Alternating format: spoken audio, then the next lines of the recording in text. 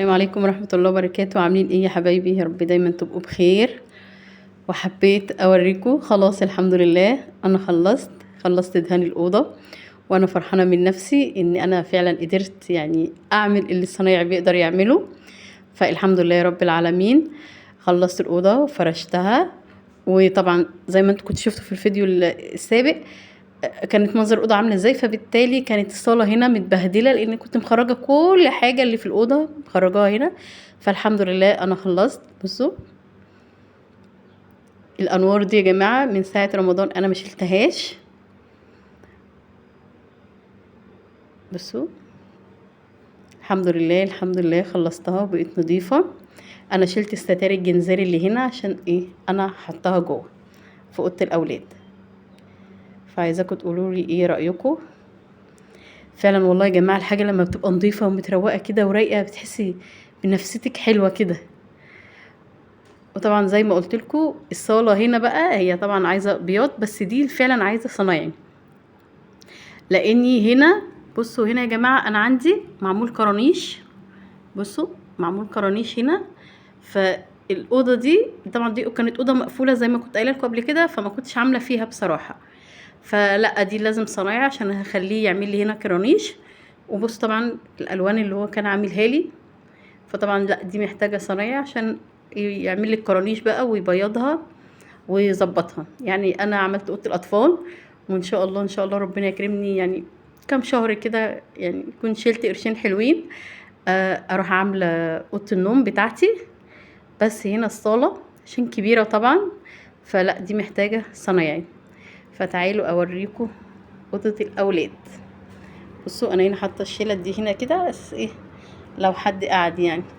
دي الشوفونيره اللي انا قلت لكم عليها اللي انا بيضتها يعني. فشوفوا بقى وقولوا لي ايه رايكم. هي كان لونها بني غامق كده فما كانش عجباني بصراحه. فانا بصوا بقيت ماشيه ولاقيه. وهنا زي ما قلت لكم ده طبعا كان لون فانا بيضته. وهنا التكييف بتاعي انا لمعته يعني مسحته وظبطته. بصوا انا عشان معايا 4 اولاد، هنا ابني نايم مالك، بس عشان انا مشغله التكييف فبرضو ايه بغطيه وكده لان هو تحت التكييف مباشره. انا هنا بصوا طبعا انا هنا مركبه ستاره جنزات زي ما قلت لكم، والتانية انا شايلاها لان هنا انا كنت فكيت اللي هي بيركب فيها الماسوره، فما عرفتش اركبها تاني بصراحه. فانا مستنيه ان شاء الله يوم الجمعه ابني ما عندوش دروس فابني هيركبها لي وهنركب الستاره التانية الجنزالي. بصوا يا جماعه بصوا شكل السراير بقى جميل ازاي مع الدهان الابيض. انا دول كانوا مرتبتين سفنج كنت جايباهم طبعا للسراير. فبصراحه ربنا ورغم ان هم ماركه حلوه ورغم ان هم غاليين جدا بس لا ما ارتحت لهمش. يعني لو كان اولادي بيطلعوا على السرير وينزلوا كانت الملايه بتنزل معاهم، فلا كانوا بيتبهدلوا. فانا عملت ايه بقى، عملت مرتبتين قطن مكانهم. فعملت ايه بقى، حطيت المراتب القطن طبعا فوق السراير زي ما انتم شايفين كده، وحطيت المرتبتين دول فوق بعض وحطيت عليهم بفرش الملايه يعني، وبعملهم سرير تالت لان انا معايا 4 اولاد. فكانهم ايه، كانهم 3 سراير. طبعا زي ما قلت لكم انا ما دهنتش الدولاب لان ده انا محتاجه اشتري له علبه مخصوص لان البياض ما كفاش.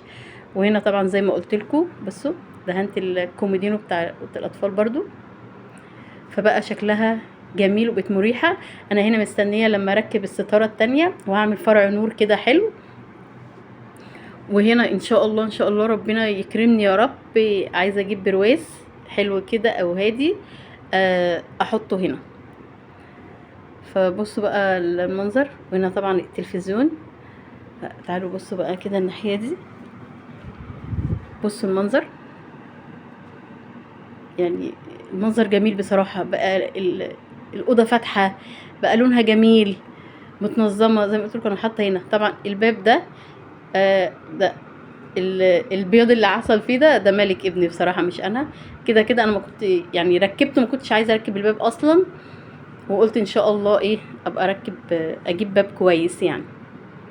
تمام يعني واحده واحده. يعني انا بدات المره دي بان انا بيضت الاوضه زي ما انتم شايفين.